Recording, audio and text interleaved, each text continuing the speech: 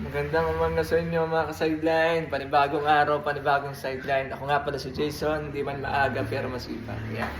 Kakagising lang namin ng asawa ko at aking asawa ay nagpainit ng... Ano yan? Okay lang yan. Ano yan? Ham and cheese. Ham and cheese lang. Ayan.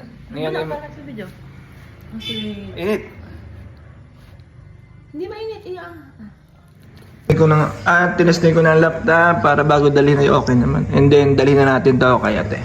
Bye-bye. Ito nga pala ang ating laptop na dinala.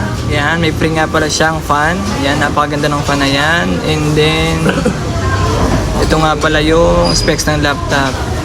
Siya ay 128GB na SSD. Tapos, Intel Core i3, 8GB ang RAM.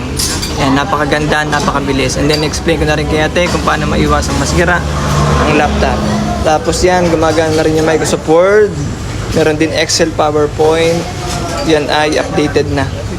Ayan, kitang-kita naman natin. Updated na. 2025 version. Ayan, tapos tinest ko na din ng Excel yan. Sa isa natin chinek para makita ni ate na gumagana bago ibigay sa kanya. Ayan. Tapos, meron na rin siyang Photoshop pag mag-edit ng picture.